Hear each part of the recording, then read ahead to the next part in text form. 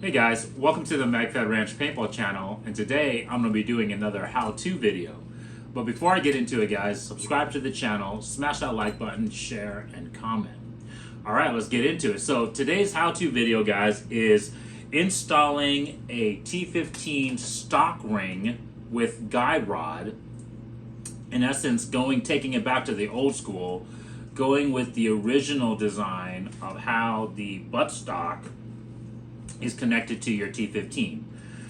So for those that don't know, the T15, I believe since the fourth or maybe even the third generation, hey viewers out there, if you guys know which generation the T15 went to the kind of this non-guide rod, just kind of floating style buttstock attachment, please comment in the video and let the rest of us know. But a couple generations ago, First Strike switched the way the buttstock was mounted to your T15 by literally using this sticker type of attachment. Okay, guys?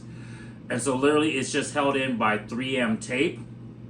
And what you want to do is, once you screw in your air tank to the back of your T15 as such, and it's in the position that you want it, you want to attach the sticker to the air tank so that it's obviously, parallel, straight with the marker. So that way, when you go slide the buttstock on, right, it's going to, in essence, be perfectly aligned straight, right? Perfectly aligned straight with the marker like such. Now, as you guys can see, I haven't done that yet because the downside of setting up your marker buttstock this way is that this air tank then is literally married to this T15, because depending on how the threads were cut on the T15, the buttstock is going to, in essence, stay at one position. Okay? And now real quick, there is a caveat to that, guys. I get it. Obviously, you can rotate this air tank, 360 degrees, and with the air tank filled, it's actually very difficult for it to turn, okay? Because obviously under pressure, the pintle release valve, right, is under pressure, and so it actually is hard to turn when the air tank is actually pressurized. However, once again, it's still not ideal in terms of the positioning of the air tank to each T15. So, that being said, if you want to not marry this tank to, this specific T15, the way to do that would be to switch back to the old style stock ring with guide rod setup. So that way you don't need to use a sticker setup, okay? Now, a couple other things too. If you, obviously, for those that didn't know, and obviously I love, giving you guys this information so that way it's not, it's not known, is that other buttstocks will work with this sticker setup. It's not that you need to switch to the old style guide rod to be able to use other buttstocks, okay? So I'll show you, demonstrate here, for example. I have the MCS, I believe this is their SCA style buttstock. I really like these because it really kind of resembles some of the real steel style buttstocks. But as you can see, the sticker fits in there, and it will work with the air tank, right? It'll work with the buttstock, right? So the buttstocks will work with either setup. It's mostly just to not marry this tank to this marker. So if you wanted to use this tank on any one of your other markers like I have here, you can do so without having to worry about the sticker placement not being 100% correct when you screw the tank in all the way, Okay, so that's kind of what we're after. The other thing too is just, I guess, from an aesthetic point of view, I personally like with the guide rod setup, so it actually looks like, I don't know, there's some type of physical attachment to the buttstock and the air tank versus just having it free float as such. This way it literally just looks like there's just nothing, right? There's nothing connecting the air tank. So it just literally looks like it's, I don't know, personal opinions, right? Some people like this way this look. Myself personally, I like the fact that there's like some type of mechanical connection of the buttstock to the marker. Okay, guys? All right, so with that, all that out of the way, guys, I'm gonna show you guys how to install this thing. It's super simple. I'm gonna move the camera in closer and kind of give you guys the detail, and then I'll walk you guys through installing this thing, okay? Okay, so first things first, obviously, we're gonna have to remove the air tank, but that's simple enough. Obviously, the buttstock just slides off. Of course, if you had this sticker attached to this thing, this is going to create an issue with this guide rod, right? Because if this air tank had the sticker in place, both systems could not be in the same place at the same time. Okay, guys? So once again, I like this setup just because we're not marrying anything to this tank, okay? So obviously the air tank just screws off, and like I was telling you guys, since this air tank is not aired up, it's very easy to screw out.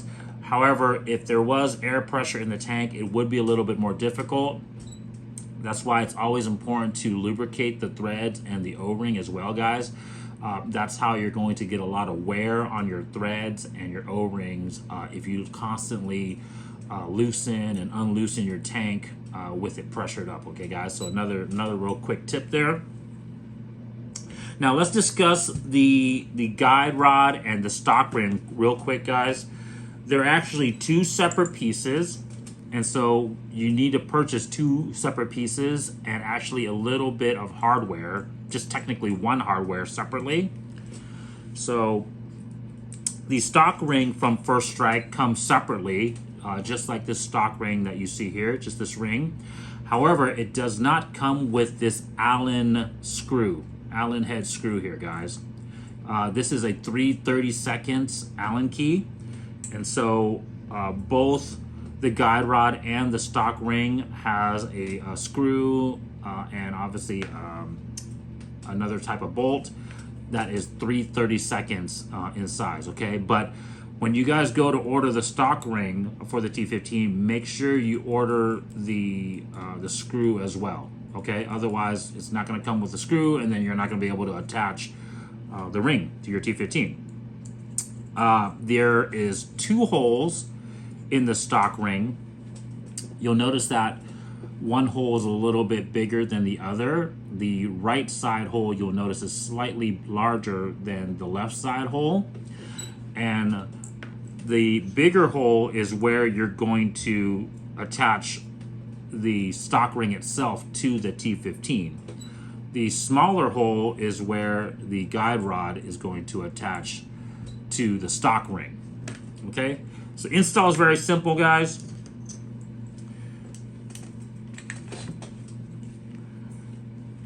Okay, the stock ring literally just slides over the rear kind of end receiver piece of the T15, but you'll notice that there's a dimple cutout, almost kind of like a half spherical cutout on that rear piece of the T15. That's where this Allen key is obviously, once it's tightened down, is going to cinch up on, and that'll prevent the stock ring from moving around side to side and also coming out. Okay, so like I said, just make sure that the screw is on the inside, because that's where it's going to attach to the T15. Okay, so simple enough. I like to use an Allen key with kind of a ball end, so that way you can kind of tighten the stock ring down at an angle. And once again, I just like to get it started, guys.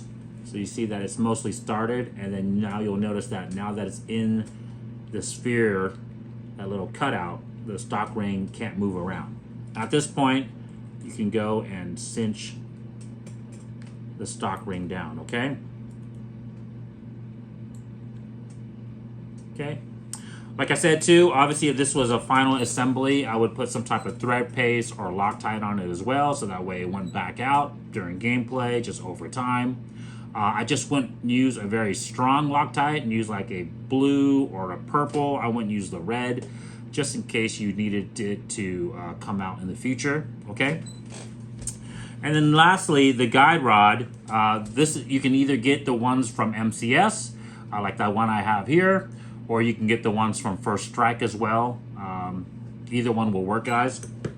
And they come with, unlike the stock ring, it does come with the hardware screw for it. And it's very simple. You'll notice that there's a hole cut out, and that screw sits inside there perfectly, and it literally just attaches to the back of the stock ring as such. And once again, I like using a ball end Allen key because it's a lot easier to get in. You don't have to be straight up and down. Once you get it started, then we're good to go. Now, to install the air tank, you don't want to tighten that guide rod all the way, so that way you can let it swivel off to the side. That will allow you to screw your air tank in. And once again, guys, I would put some lubricant on the threads, and especially the O-ring, so the O-ring doesn't tear. Once you have the guide rod, the air tank screwed to the right position you want, you'll notice that the guide rod, it has to be in the right position because, for example, if the gauge is in the way, then the guide rod won't work. Or of course, if the air nipple is in the way, the guide rod won't work either. So just make sure you turn the air tank enough so that way those two things clear. And then at that point, the guide rod will fit perfectly, okay? And then at this point, you can attach your buttstock. You can use either the T15 buttstock, the original one, okay, guys? Okay, so just to prove a point, the original buttstock works with the guide rod setup, just like how they originally had it. And of course, any other buttstock, like this MCS one, will work as well. Now, I can't slide this on real quick, guys, because the way the lever is on this particular buttstock, you have to push it down further. So you're gonna need some type of like flathead screwdriver or some type of like just some like needle nose or something, so that way you can push this lever down more. But you guys get the gist. It will go slide on once that locking ring is pushed past the guide rod. Okay, guys? But that's it. Simple mod. Gives you the old school look. I personally like it because, like I said, it has a mechanical attachment instead of just making it look like the tank is free floating. Hey guys, if you guys like this video, subscribe to the channel, smash that like button. Check you guys next time. Peace.